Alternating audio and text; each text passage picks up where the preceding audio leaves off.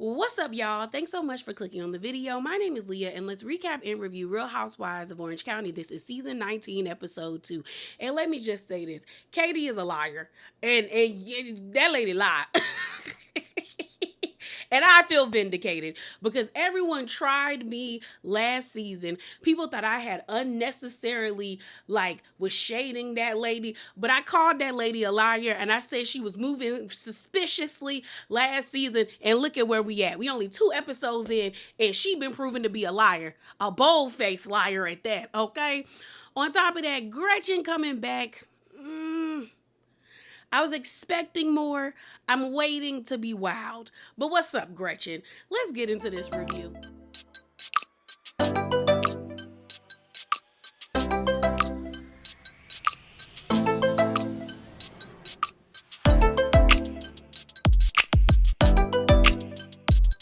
Y'all know sometimes before we get into the review, we get a little spicy, just a little bit. And I only have a few things I want to talk to you guys about. So first up, let's talk about this post that was made by TV Deets. They took an excerpt out of the U.S. Sun, and if I can find the article, y'all know I'll try my best to link it in the description box below. But basically, it's being alleged that Heather Dubrow and Katie Janelli allegedly won't return for season 20 of Real Housewives of Orange County. So let's get into it. It says Heather Dubrow and Katie Janelli allegedly won't be returning to hashtag RHOC after this season. I think Heather's done after this season. She made her mark. She did what she needed to do, but her heart isn't in OC. That's not a secret. She's all over the world. She's in LA. She's not close with the cast. Pretty sure Heather is going to fly the nest after this one, so fans of hers enjoy her final season, an insider tells the U.S. Sun. Katie just doesn't fit in with this group, and fans will see things are going to get a lot worse for her. The premiere wasn't good for her, and things will just spiral more and more for her. She's not cut out for reality TV. No way she'll be back. Now, this seems like more of an opinion than actual tea that they got. I don't know. I feel like Heather does have a decent relationship with this group, you know? It also seems like she's more invested in this group than she was during season 18 and 17. And what I mean by that is her vibe seems different. She seems like, you know what, I'm not really on the hot seat this season, so she's just chilling. And she's just having fun going between cast members, you know? So I'm just kind of I don't know. I could see her being back for season 20. When it comes to Katie, it does seem like Katie isn't really cut out for reality TV, especially when she said at the end of this episode, I thought it was eat or be eaten. And it seems like she didn't reflect or evaluate before she went on the attack with the women, you know? But I could see her coming back. It seems like a lot of people feel sorry for her right about now because of all the women coming at her. So I definitely don't think they would get rid of her. She would have to make that choice herself not to return for season 20. Okay? But comment below and give me your thoughts. So moving on, let's talk about Emily. So Emily was on Watch What Happens Live on Thursday night, and she was asked a viewer question where the person was like, Emily, how can you pretty much not see that what Katie did, you did the same thing by bringing up her court case? I thought Emily's response to this was interesting, so let me play it for y'all. Number one questions for you, Shanem345. Do you see how it's hypocritical to say you have boundaries in regards to children when you brought up Katie's custody situation from years prior at the reunion? No, I can. To me, it's a huge difference. I brought it up to her face at a reunion when we're supposed to be opinionated, take accountability for things, and I had issues with her backstory. It wasn't about her children. It was about her and things that she had told us, and I wanted her to clarify things. And also, I did it, publicly to her face. What she did was behind closed doors in the dark. We got this a lot, and I met your lawyer backstage. Laura Calderon on Twitter said, why did you choose to hire a lawyer to write your nanny a cease and desist letter? You and Shane are attorneys. Because first of all, I would never represent myself in anything, ever. Yes. And I think attorneys understand that. She's sitting right there. Yes. She also represents the Menendez brothers. So why wouldn't I hire the best attorney that I can? Yes. I'm not gonna mess around. Yes. And coming from an attorney, it has a lot more weight than me sending it myself. I said Emily's response was interesting to me is because I don't feel like Emily really gets that, girl, you put yourself in a position to be ridiculed. Because she asked for that truce or brought up them having a truce or creating a truce at Jen and Ryan's engagement party, it's like anybody retaliating after the truce, you broke it, so now you become the person that is wrong. Because I think in Emily's mind, she's like, well, no, I didn't start this, she did, her and her daughter, by bringing a private conversation to TV. So I'm just retaliating because she like drew first blood on me, but it's like, but you called a truce. So anything after that makes you basically the bad guy, you know? On top of that, I think Emily's also feeling like this superiority in the sense because she was like, I brought that stuff to her face about her custody and everything. She decided to have private conversations with bloggers and tell a babysitter or a housekeeper to go run their mouth about my family in the press. Like, that's some sneaky like stuff right there. I wasn't sneaky. I brought it to her face. And it's like, I get where Emily's coming from, but it's like, if she would take a step back and be like, well, girl, you you're wrong. That's why I said both Katie and Emily are wrong, because it's like, you wouldn't have been wrong if you would have never called for the truce, in my opinion. Like, even though I feel like bringing up her custody situation was a step too far, even Heather was like, ooh, girl. Because when they braked for the ladies to get water to retouch up their makeup, Heather immediately got up and apologized to Katie. On, like, technically on your behalf, but she wanted to, be like, girl, I don't like you like that, but I wasn't about to go that far on you. I just brought up the whole road rage situation, but she did something more than what I did. But let me apologize for more what I did, So I just think that Emily just can't see it right now, or she's never going to see it, because she feels like, well, you started it and I'm just responding to you. And technically what Katie did was a response to what Emily did. So, Emily, girl, when it comes to her not being the one that sent the cease and desist to the, to the babysitter, I didn't understand why people had an issue with that. It makes more sense for her to actually hire like a person who is probably well versed in that type of stuff. I think people forget that lawyers can't do everything. Sometimes they're like doctors. They have like a specialty that they're really like, they focus and hone in on, and they're really good at. And like she said, this lady representing the Menendez brothers, why would I not threaten somebody with her? Okay, so the last thing we're going to talk about before we get into the review is the situation between Tamra, Gretchen, and Jen. So Tamra decided to post this on Twitter where she says, didn't think the lies would start this early in the season, but here we go. And it is a video of a scene in the episode that we're going to talk about where Gretchen basically says like every newbie that deals with Tamra always reaches out to me, and so I'm always giving advice and things of that nature. Tamra posted this video, and then she put a screenshot of an interaction between Jen and Gretchen to prove, or to try to prove, that no, it's Gretchen always reaching out to these newbies to have a conversation with them, not the other way around. So let me play the clip for you guys. Every new housewife always reaches out to me and asks me how to deal with Tamra. Name them. Name them. Not having. Name 'em. Well, the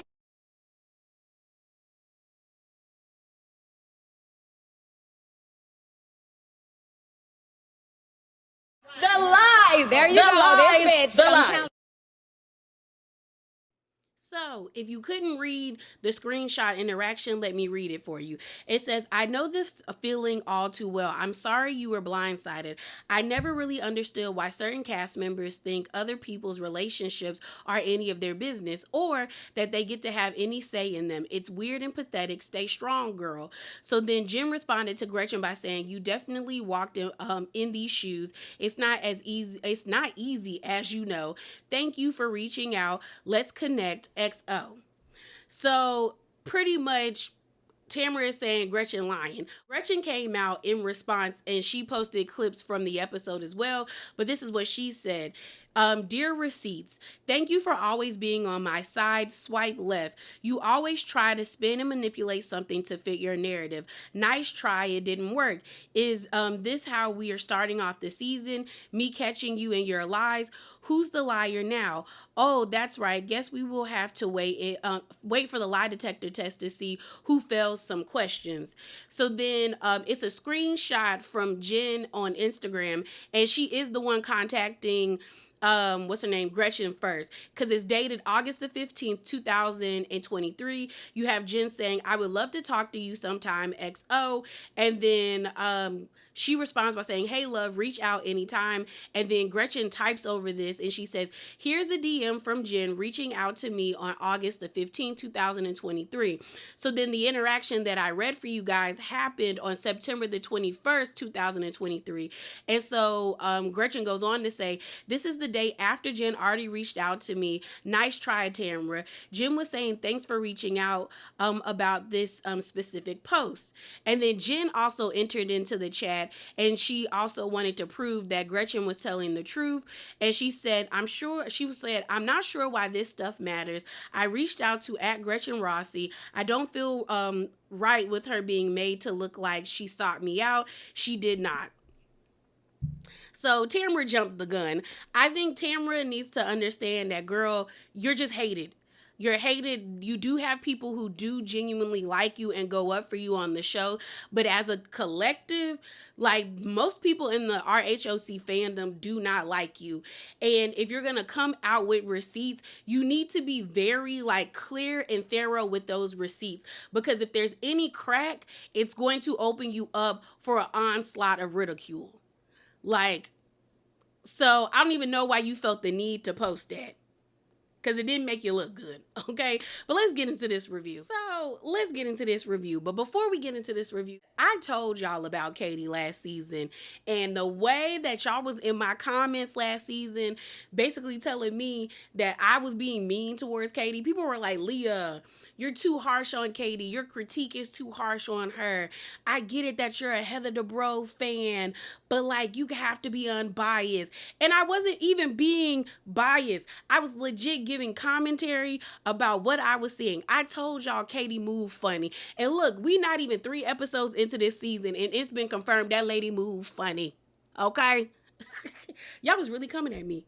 Like really coming at me last season. This review. So the episode opens up and we basically get a blitz through, or basically a recap of what happened at the Golden Door. We find out that Katie never showed the ladies her phone. She kept saying that it was zero service.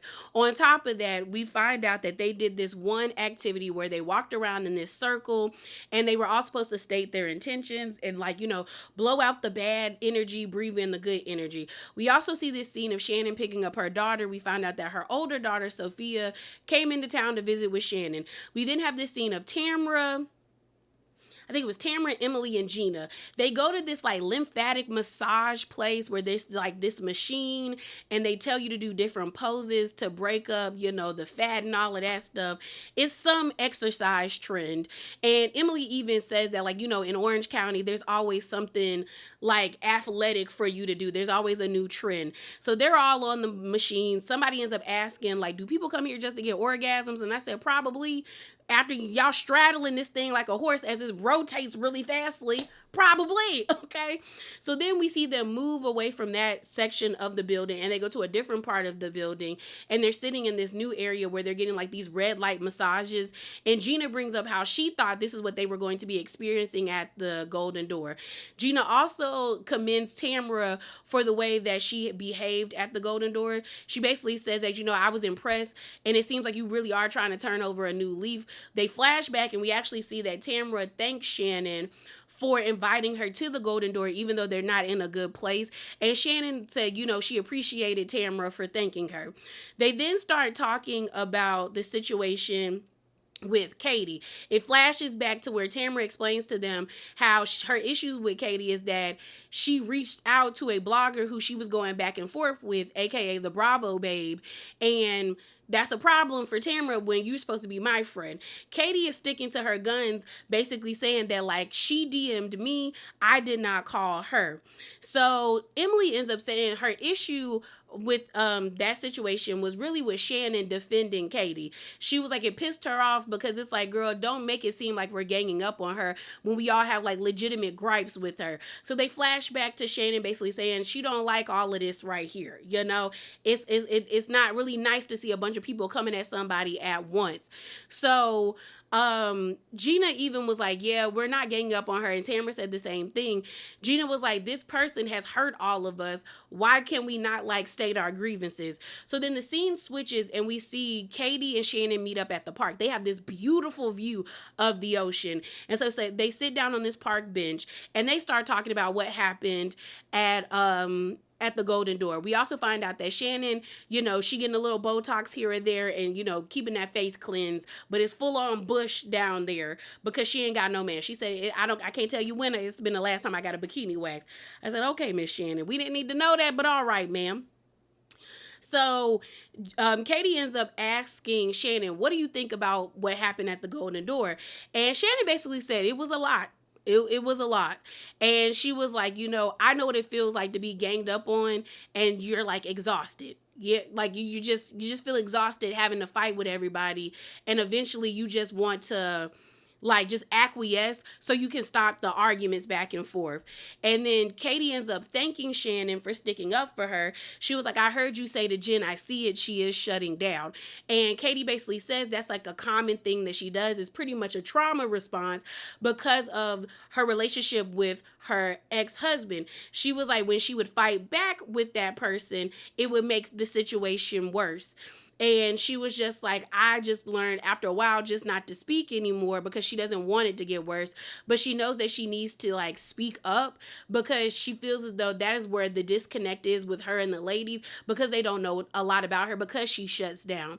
So then Shannon ends up telling her, girl, the issue is the ladies feel like you're very like smart and calculated, that you're like playing chess and trying to come at them. And so Katie's response to that was like, I wish I was that smart to play chess and like maneuver these situations the way that these ladies are perceiving it, but that's not what I'm doing. So then the scene switches back to Tamara, Gina, and Emily, and Tamara is just like, I just don't get why Shannon is like trying to coddle her when, you know, she came at me. Like, you know, she came at me. But I'm also like, girl, why would you expect Shannon to be on your side after the way that you treated her like last season, Tamara? Like, what did you think was going to happen? So, you know, we get back to Katie and Shannon. And Katie basically says, like, there was no calculation on her part. Like, she's like, I'm not calculated. I'm not doing none of that, you know?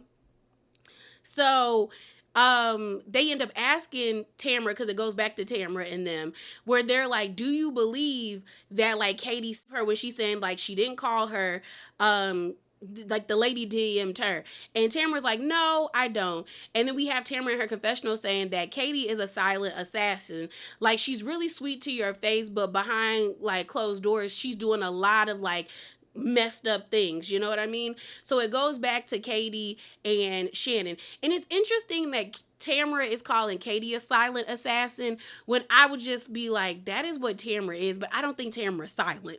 You know, Tamara is calculated, and maybe that's why she doesn't believe Katie, because she is so calculated. The fact that she held on to that information about Katie and recording Shannon's meltdown, that is very calculated, girl. You kept that in your back pocket just in case you needed to get at the girl. So I think that's why Tamara doesn't believe Katie. So it goes back to Katie and Shannon.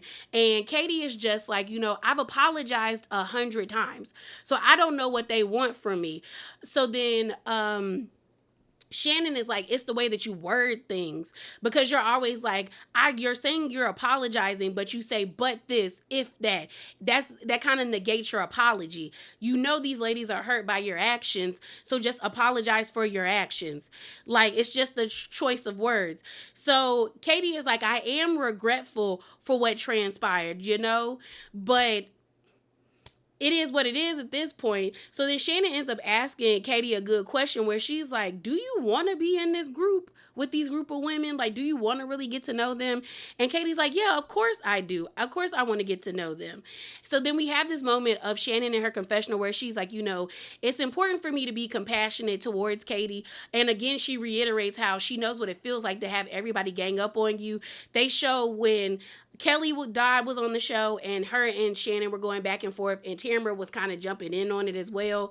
And with last year, when everyone was coming at Shannon when they were in London, and she's just like, I get it. So I wish somebody would have done that for me, where they would be like, I know how it feels. I know this sucks for you. So that's why I'm trying to lead with compassion with Katie. So the scene continues, and it switches over back to Tamara and the rest of the ladies. And pretty much Emily ends up saying, imagine the things we don't know that Katie has done. This might just be the tip of the iceberg. And then you have Tamara being like, yeah, it's kind of crazy that Shannon is defending Katie, but she doesn't know that Katie videotaped her having a meltdown at the gallery shoot. Emily and Gina are gagged. They're like, what? What are you talking about? And Tamara ends up saying, when we had our gallery shoot, aka the cast photo, which I'll give them a huge shout out to the person who came up with the idea of adding actual water. I thought that was photoshopped into their photos, but that ain't. I love when people go the extra mile. But basically, Tamara ends up saying that on the day of the gallery shoot, Shannon came in there screaming, frustrated and upset and yelling. We also see a confessional of Jen saying, like, we all knew Shannon was having a bad day that day.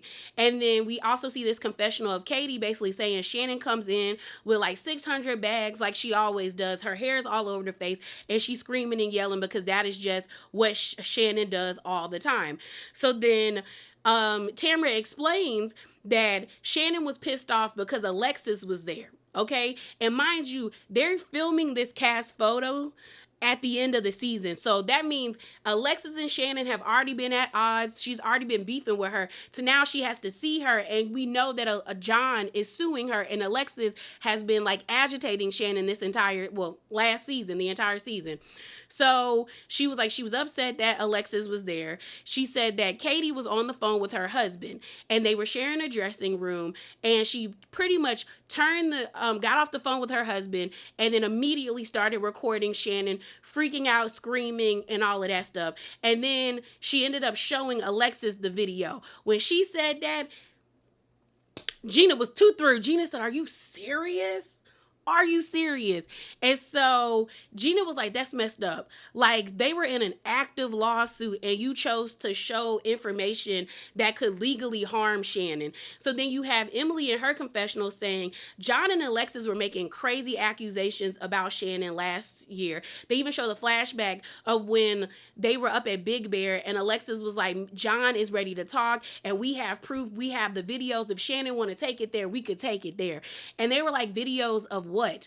And what's her name? Tamara says videos of Shannon the night of the DUI. And so Emily is just like, that's messed up. She was like, to send that information or show them that information that could help them in that case and harm Shannon is some nasty work.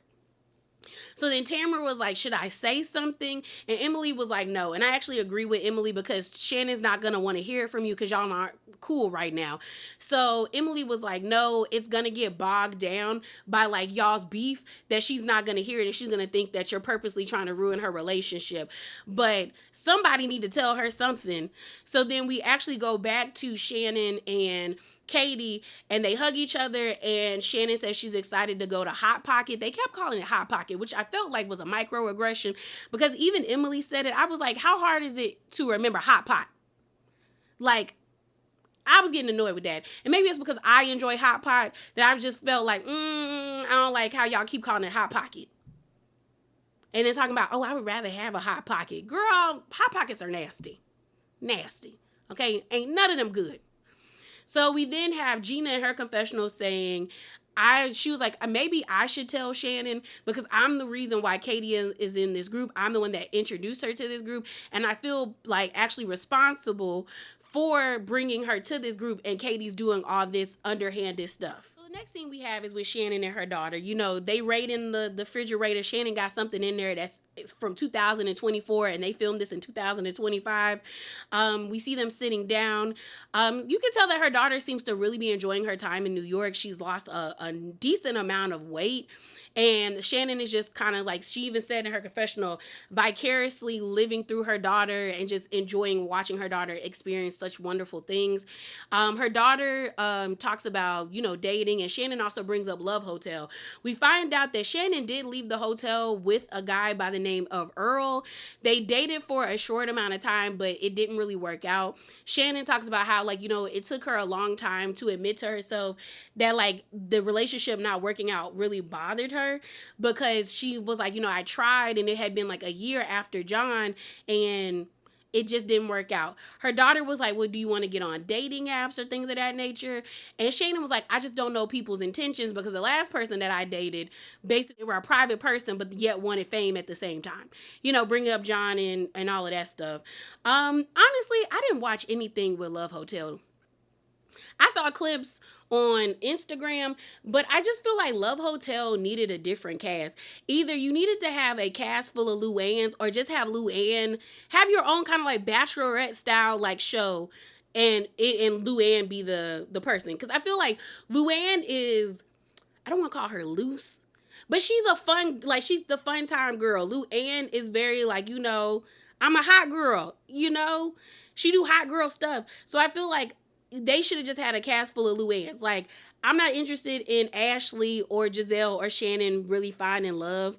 But if they wanted to have this be their first season, I feel like Luann was a good pick. Maybe a Kenya or a Portia. Nobody from Beverly Hills, because no. Adriana would have been cute on that show. I don't know about Kiki, but maybe Kiki. Then you have Heather from Salt Lake City. Who else, y'all?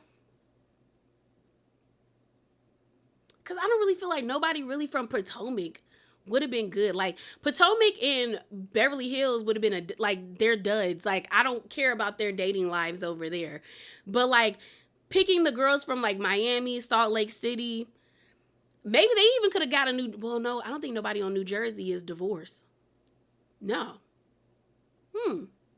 Yeah, they should have just got the Miami girls, because I feel like Adriana would have been a fun time on that show, okay? But yeah. So we then see this scene of Emily and Shane. So like I said, the next scene is with Emily and Shane. And it was sad. I'm not even gonna lie. I know a lot of people don't see it for Emily, and she get on my nerves, but I felt for both Shane and Emily in this moment. It seems like they had just dropped off their son Luke to the therapist, and she tells Shane that she told the therapist that we want to get him tested or screened for autism. But before she got all the way in the car, they were arguing about the vent, and I didn't even think it was an argument, but she was very short with Shane, and I feel like you can feel that Emily is on edge about this situation. So basically they're in the car, and she just says, I told the therapist he's regressing. Emily tells a story where she actually took Luke to the movies, and he took her phone. I guess she bought French fries, and he was examining each fry before he ate it. And she was just it seems like it's getting worse. And so Shane basically is getting annoyed with Emily, because Emily keeps centering, I don't want to say she's centering herself, but she keeps coming in from the perspective I'm a mother, this is my baby. My baby is struggling, and I don't know what to do. And Shane's coming from the thing of girl, I'm his dad too, and I understand the struggle. I just see it in a different way. So Shane is just we can't just say he's declining his entire life, I don't want my son to feel different or feel less than from any others. So I'm just trying to figure out how to make him feel normal. So Emily brings up how, there was that one time where he just didn't want to go to school, and I had to physically put his clothes on and brush his teeth. And Shane was like, that was one time. Emily, that was one time. So then Emily brings up feeling should we have him in different schools? Should I be putting him in a different class? I don't know what to do. I just need it to be fixed. So we also get this confessional with Shane, where Shane is just my approach is different, and Emily just wants to like flip a switch so everything is okay. Emily also says in her confessional that she's like, Shane is a great dad. He's a great dad. He's a good husband, but like I feel alone. My son is in crisis and I feel like we are not on the same page, and it's a very lonely feeling. And I felt for her because you can see that Emily does just want this to be okay. She wants someone to give her the answers so her son is not struggling anymore and she doesn't have to worry about him in this aspect.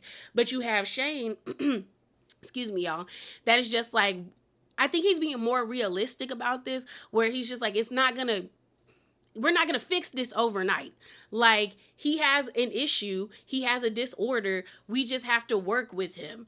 But it's like, I don't want to chastise Emily because I know it's probably scary that your child is not eating and he's only eating certain things, but he's also like in a state of possibly being socially awkward. So then you're worried about him not being able to make friends and being like bullied or having low self-esteem. So I get why she's just like, I don't know what I should be doing to fix this, but I want it to be fixed soon. But I do hope they get on the same page soon because he only 10 years old. Y'all got 8 more years with him, maybe even longer. So I hope y'all figure it out. So the next scene we get is of Katie and her husband going over to Jen's house. They're hosting a get together, and we find out that Matt is now comfortable being around Ryan. You know, last season Matt said, "Bro, I don't want no parts of the shady business they got going on over there." Okay, especially with how Ryan and his business partner got caught up in that gambling scheme. So he said, "I want no parts."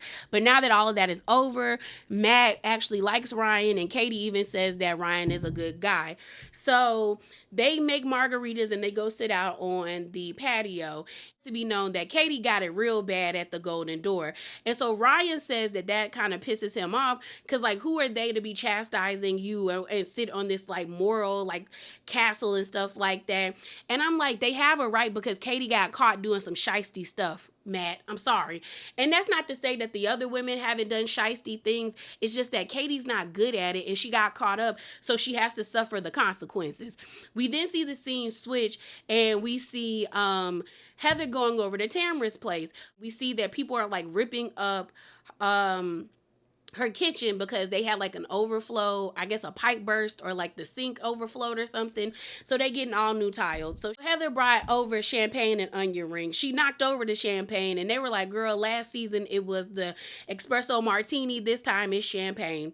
So while they're sitting in bed, Heather lets it be known that she met up with Gretchen. So if you don't remember, Gretchen came on to Real Housewives of Orange County during season 4, and Heather didn't join till season 7. But they maintained a friendship since then, and they've been very, like, I think she said social friends. So whenever they see each other out and about, they snap pictures, they say hello to each other, and go on about their day. Tamara was trying to be shady and be like, does she have a nose? Does she have a nose? And Heather's like, girl, I see what you're doing. And she was like, yeah, she looks great. She looks great. She was like, you're not going to have me beefing with Gretchen. Me and her are cool. Pretty much, Gretchen uses too much of a filter when she takes pictures. So speaking of Gretchen, we actually see Gretchen and Slade pull up to Katie's house. And Gretchen is like, did you miss me? I don't remember Gretchen sounding this nasally. Did she get a nose job? Because they do a flashback picture to her and she doesn't look that different, but she sounds so nasally. Not as bad as Britt Eady on Real Housewives of Atlanta, but she sounds nasally. And she says, you know, she hasn't got any work done, but I feel like she did something to that nose. Because I was like, I do not remember you sounding like this, girl. You sound congested. So, you know, we see everyone saying hi to each other and saying hey and all of that stuff. They're toasting to them getting together. And we then see Jen in her confessional saying that she reached out to Gretchen, basically saying, like, I was going through it with Tamara, and she was like, I messaged her on Instagram being like, girl, SOS. Tamara SOS. And she said immediately Gretchen responded to me. And then Gretchen says, you know, when it comes to newbies, especially the ones that deal with Tamara or have issues with Tamara, they always reach out to me. So she was like, honestly, I should be charging if you ask me. So then they start talking about their kids and the animals. Gretchen talks about how her and Slade are still not married, but they've been together for 16 years. She says they're similar to Kurt and Goldie Hawn. They've been together forever and they're happy. So she just talks about how, the girls was talking so much trash about me when Slade proposed, but everybody else then got divorces or broke up. Which she not lying. Vicky is no longer with that lying man anymore who lied about cancer. Tamara's not with Simon anymore, and Jesus Jugs is no longer with her husband anymore.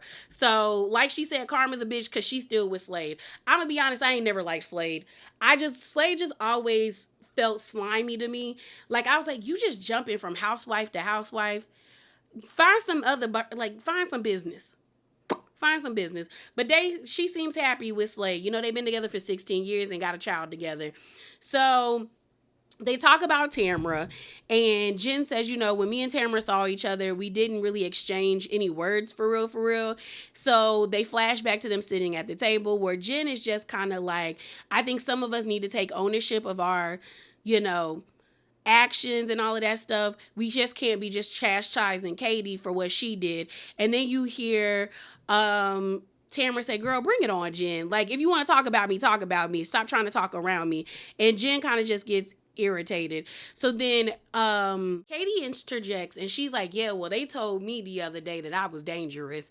And Gretchen is like, really?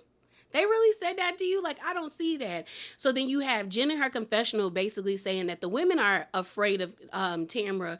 They're not afraid of Katie, and that's why they're coming at her. Because honestly, the things that they're mad at Katie about, Tamara does. Spin truths, spins the narrative, tells lies. It's a bunch of bullshit. And then you hear Matt says, like, honestly, it makes me very mad the way that they came at her. Then you hear Slade say, like, rightfully so. And so then they all bring up how, Tamara is basically Captain Evil. That's what Slade calls her. And they do flashbacks to when Tamara called Gretchen a gold digger. And then when she says that, any man should be taking care of his kids and paying their child support. So it flashes back to Heather and Tamara having a conversation where Tamara says basically her issue with Jen is like Jen is starting to click up with people that have issues with me. And she was like, the girl is super insecure. She was like, I found out that Jen bought a house two houses down from me and Simon. She also went to the same hair lady as I go to. She also goes to the same doctor as I do. It feels like she wants my life. And she was like, it's kind of weird. What's next in her confessional? You and Ryan doing fitness videos? Because her and her husband do fitness videos. And then they showed them doing fitness videos. She was just like, Jen wants the life that I had. And I was like, I don't know about that. Then Tamara tries to show pictures of Jen back in the day when she wasn't fit, when she was a little on the heavier side. And like she talks about, the lip filler that Jen has.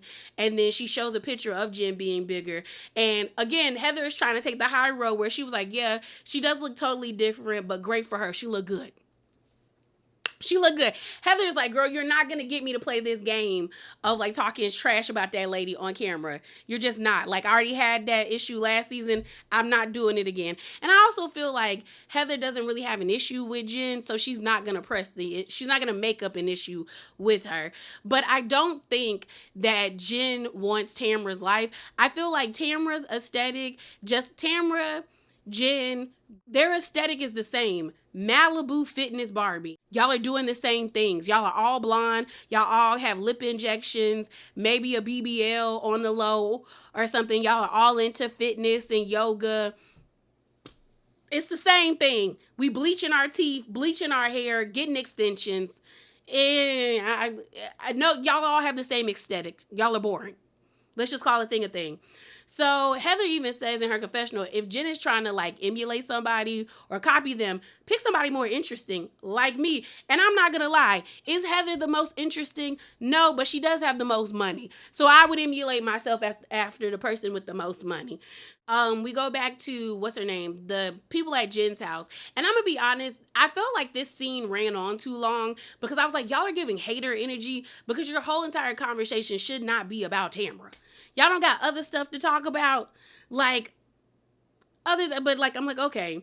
So basically, um they Gretchen brings up about Tamra doing therapy and how pretty much she's just like, I don't know how real I believe the therapy is. But she was like, I hope it's real. Jen says, it is kind of like, can you really trust her? I don't know if I want to be friends with her anymore. But she was like, I'm okay with her being friends with her as long as she treats her correctly, talking about Katie. And then Gretchen brings up how, it's been years, but Tamara is still discussing me and my family.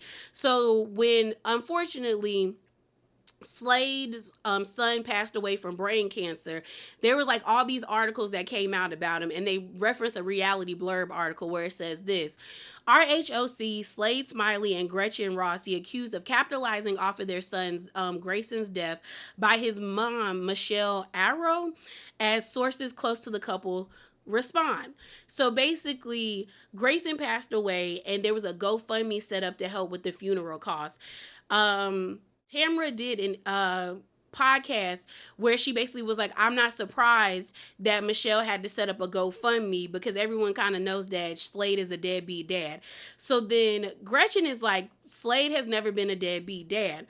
And she was like, Tamra constantly coming at my family, it's like, it's enough, And then she also brings up how Heather told Gretchen, we'll give Tamra some grace since she's dealing with Teddy having cancer. But then Gretchen does make a good point where she was like, my, late fiance died from cancer and his son died from cancer, and there was no grace for us. But I'm going to be honest with you, Gretchen. If the mom calls him a deadbeat dad, I'm more than likely believing the mother. I'm sorry, because I never knew Slade had a son for real, until I went back and watched the old seasons on Peacock. Like, I never remember him really mentioning having a family. So I do believe that lady when she called that man a deadbeat dad. I do. And if he not paying child support, then he not paying child support. That's not a lie. That's fact. And is it wrong for Tamara to speak about it? In the context of y'all's relationship because y'all don't like each other? Yes, but in all reality, if it's true, it's true. So the scene switches over back to Heather and Tamara. And Heather basically says that, like, she still has reference into Gretchen, saying that Gretchen still has feelings about what has transpired between you guys, but I want you guys to move forward. So then Tamara says, I guess she's saying I've done all this stuff, but does she remember what she did to me, how she contacted my daughter? So Tamara's daughter, Sophia, posted this post back in 2015 where she says, the reason I do not live with my mother is not because of my dad. It is because she is mentally and verbally abusive and not a mother to me. And so she made this post, and Gretchen actually commented under the post saying, you have no idea how brave you are with your words are helping so many who have been wronged by your mother, manipulation, and lies as well. And so by doing that, it pissed off Tamara, and Tamara was like, you involved yourself in my family business. And it's kind of the same thing with the Gretchen situation. Like, is Sydney telling the truth? And if she is telling the truth, was it wrong for Gretchen to say that? In the grand scheme of things, yes, because Tamara and Tamara and her daughter don't see, like, they're not in a good place. And also you and Tamara are beefing. So you're adding more fuel to the fire, just like you don't like the fact that she brought up Slade being a deadbeat dad. But then if it's true, is it really that bad because it's true? But also, if I was Sydney, I wouldn't take what Gretchen was saying to me to be sincere, because it's like, girl, you and my mom are feuding. So you don't like her. There's that. So Heather just keeps saying, y'all need to move forward. This is a 12-year-old feud. Let it go. Let it die. Okay? But she was like, y'all don't have to be friends, but let's have fun with each other. And so Tamara says she's not going to dwell on, a 12-year-old feud. So it goes back to them, the other people having the dinner party. And that's when Gretchen is just kind of like, I've been hearing rumblings about town about her trying to be a better person, but she's a known liar and a manipulator.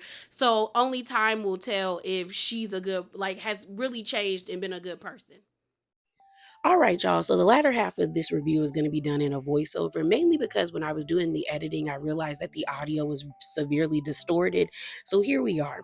So So it's now time for the girls to get hot pot. And we have Gina sitting at her kitchen counter putting on press on nails that you can buy from Walmart. And I don't like it.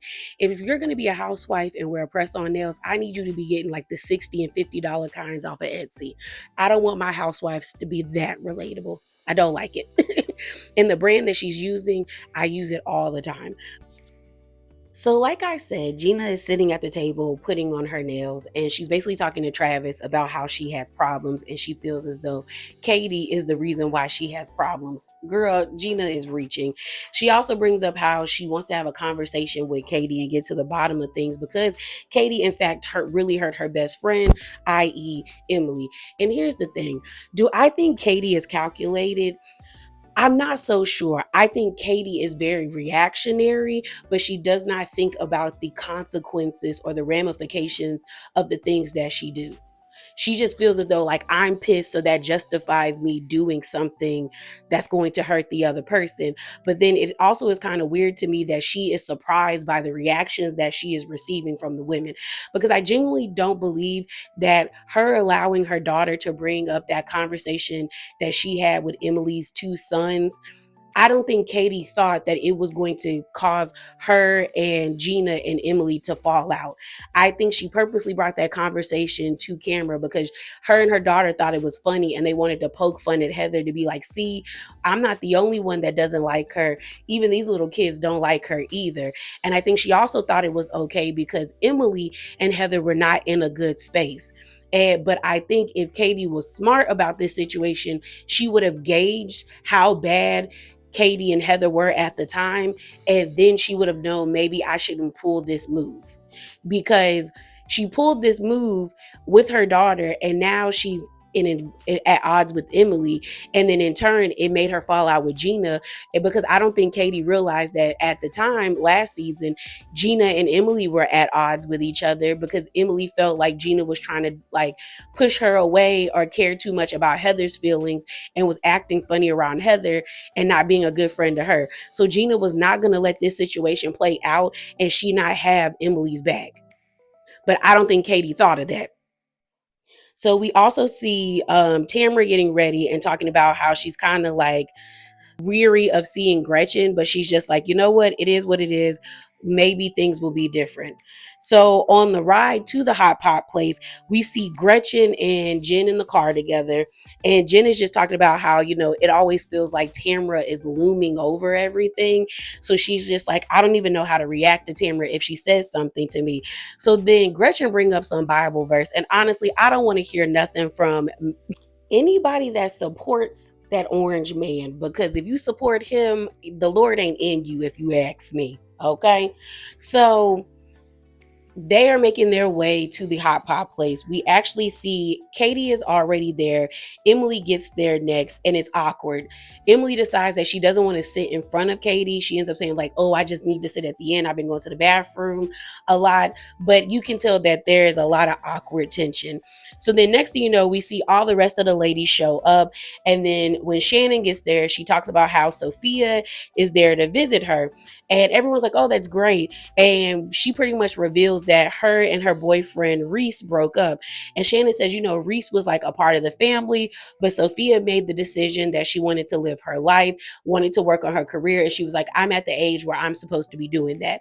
So I think even though it's kind of like bittersweet because it doesn't seem like the boy was, a bad boyfriend to her based off of what we saw in the show. But I also think it's important to, when you have the opportunity to take chances and to really live your life, especially like in your 20s and 30s. I mean, people still living their life in their 40s, 50s, and 60s, but especially in your 20s and your 30s, you should take that opportunity. So I was like, that's really cool of her to do so. So Jen and Gretchen finally show up, and pretty much it's awkward. Like the tension, you can feel it. So Tamara tries to break up the tension by being like, well, let me reintroduce myself. My name is Tamara Judge. And so Gretchen plays along and she's like, well, hi, Tamara. Nice to meet you. My name is Gretchen Rossi. And everyone's kind of like, okay. it seems like it's good right for right by now, all right? So we also find out that Emily knows Gretchen as well. Like they're friendly, and is we find out that she came to Emily's 40th birthday party, and back in 2018, I can't remember what season that was, but Tamara and Emily had a slight falling out, mainly because Tamara felt some type of way that Emily was hanging out with Gretchen, because she's like, Gretchen is a part of the like they hate Tamara fan club. So she was just like, I'm cool on you. So we end up seeing Katie explain to the women, like, hey, before the broth gets here, we have to go over to the section where you grab the items that you would like to cook. So a portion of the ladies get up and leave, and the table is left with Tamara, Gina, Emily, and Heather. And so Tamara is asking the women, did that go okay? Basically talking about her interaction with Gretchen. And they were like, yeah, keep it nice, keep it cute. So then the rest of the women come back to the table, and I think time has lapsed because there's actually like food in front of everybody. So it means that this group that didn't get up with Katie has already got up and started grabbing their stuff. So we actually have Katie basically telling the ladies, thank you for coming, and pretty much kind of taking this opportunity to say, like, a lot of things happened last year, and a lot of those things I am regretful for. And Gina says, you know what, Katie, I'm glad to hear you say that, because at the Golden Door, it didn't seem like you were. And she also says it's been really hard to trust you. So then Gina brings up the situation between Tamara and Katie about the blogger. And so then Tamara ends up saying, oh no, we cleared that up. And everyone's like, what do you mean by that? So Tamara said, Katie came over to my house and she owned up to everything. So we see a flashback of Katie at Tamara's house, and she basically says, I went through my DMs and I realized I did in fact call her. Katie goes on to say that when I saw the post that she posted about you, I called her and told her to immediately take it down. So then Tamara ends up saying, thank you for owning up to this. So then Gina is like, you know what, Katie, that is concerning, because at the Golden Door, you were pretty adamant that you didn't do this. So are you like forgetting conversations? Like, what's going on? Like, are you serious? So then Gina, getting agitated, turns her energy towards Shannon, because she's like, and then you, Shannon, coming at us like we were wrong for chastising her, all the while she out here doing this type of stuff. So then Shannon is a little bit caught off guard, because she's like, girl, why am I getting yelled at? But she basically says, well, I don't like seeing everyone gang up on one person. So then Gina is really irritated, and she's like, you doing all this defending of Katie, and you don't even know that she recorded you having a meltdown when we were at the gallery shoot, and then she sent it to Alexis. Shannon is gagged. I mean, like stunned, like she can't believe it. And you can tell that Katie is guilty, because Katie looked like a deer caught in headlights. Like she's like, oh shit, like here we go. Then you see Tamara's face. Tamara has this like energy of like, welp, all right. And then Heather is like, we don't have to yell, like y'all don't show your asses in this establishment and embarrass us. So it's interesting because this situation is playing like the telephone game, because when we heard the story at the beginning of the episode, Tamara basically said that Katie showed Alexis the video. Now you have Gina saying she sent it, but then you actually have Katie saying no one has seen it, only my husband has listened to it. The only thing that we got confirmation on is that Katie in fact did record Shannon without her consent. And she did talk to Alexis about it, but she may or may not have shown Alexis. So Shannon is like, you actually showed Alexis a video of me having a meltdown while I was getting sued by her fiance? Are you serious, Katie? And that's when Katie says, like, only my husband has listened to it. And so now Shannon is like, how could Katie do this to me? She saw me breaking down last season in Sonoma, like crying about this man trying to like use these other videos against me, and you do something like this, like, and I've been defending you all this time. So Shannon is pretty much over it. So then it switches to Tamra in the confessional, where I guess the producers asked her, like, how did this come about? And Tamra basically says that Alexis, her, and Katie were at a Mother's Day lunch, and they were talking about how nasty Shannon can be towards people. And that's when Katie brought up the meltdown. So I don't think she showed Alexis or Tamra at this sit down, but she just brought up that she recorded her having a meltdown. And then Tamra, with this evil smile on her face, is like, I forgot about it until now. Now that's a calculated lady right there. All right. So you then have Emily at the table being like, well, then how does Alexis know about it if you're saying only your husband seen it? So then Katie basically throws Jen under the bus, or she implicates her, because Jen is looking dumbfounded, like so surprised that Katie is even saying that she knew about the video. So Katie ends up saying, we did, and pointing to her and Jen is like, what are you talking about? Who is we? I don't speak French. Like, who is we, girl? What we talking about? And Katie is like, we did it at we did it at this drink thing. And Jen is like, I don't know what you're talking about. So then Heather is like, well, Jen, she's saying you were there. So were you there? And Jen again is like, I don't know what y'all are talking about. She says in her confessional, I wish my friend would start answering things for herself. So I wonder if this is the start of where Katie and Jen fall out, because Jen looked genuinely surprised, but I wouldn't put nothing past Jen. Like, on one hand, I'm kind of like 60-40. Like 40% of me is like, maybe she was involved in this and she felt more loyal to Katie, so that's not why she told Shannon. But on the other hand, 60% of me is like, I feel like Jen would tell Shannon even if she was friends with Katie or not. So I'm not totally sure, but Jen looks completely stunned by this accusation.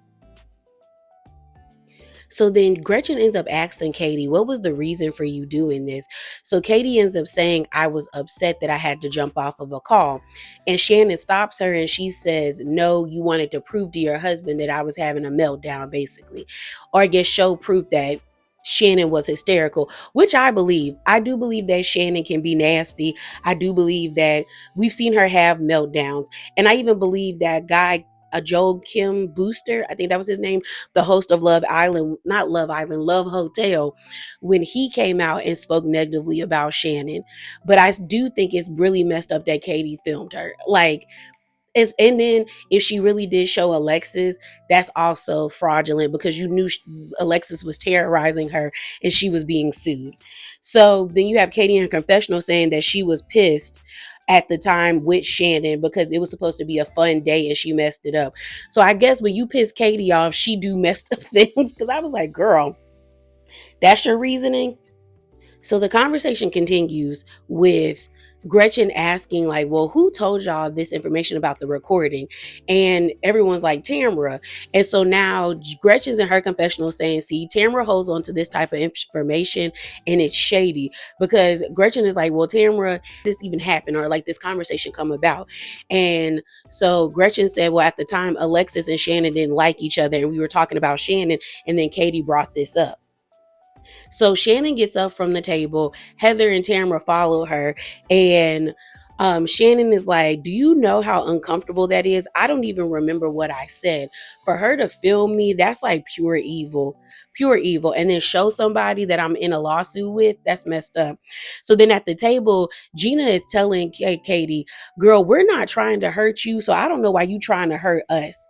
So then Katie ends up saying that, at the time she felt like it was eat or be eaten. So that's why she retaliated. On top of that, she misses her relationship with Gina. And Gina says, I miss you too. That's why it's so frustrating that we fell out, because I enjoy being around you and hanging out with you. So Shannon decides to leave because she's like, I don't have it to do. So then Jen tries to stick up for Katie, where she's like, why is everybody holding her feet to the fire? Like, it seems like there's a double standard. So then Emily says, well, she's the only one giving my kids' informations to bloggers. Like, she's doing things that we haven't done to other people. And then Katie's like, I did not do that, Emily. So then Gretchen was like, well, I know how that feels because Tamra did it to me. And Tamra's like, what are you talking about? You projected yourself into my family. So then they start arguing back and forth. Gretchen doesn't like the fact that when you type Slade's name into Google, child support comes beside his name. But I'm like, if he's not paying the child support, which is a publicly, like, it's documented, that's on Slade, not on Tamra. So they start going back and forth. Gretchen brings up how Tamara has been sued for defamation because she's a liar. And then Tamara ends up saying, well, you contacted my child. And Gretchen was like, I did not do that. I commented on a post. And so they start arguing back and forth. Gretchen is like, that's not the same thing. And then Heather basically says, y'all just need to have a one-on-one conversation. She even says in her confessional that like they both go at each other so intensely, but like neither one of them realize how they're both pretty much like at fault and have hurt each other at this point in the game. Somehow, some way, things kind of calm down once Heather suggests that they speak to each other one-on-one, because they're just kind of like, it's been 12 years. Like, y'all got to get over this by now. And it was interesting to see Jen's reaction because she looked actually disappointed that Gretchen didn't have more heat for Tamara. But at this point, I'm just kind of like, Jen, you have to fight your own battles with Tamara.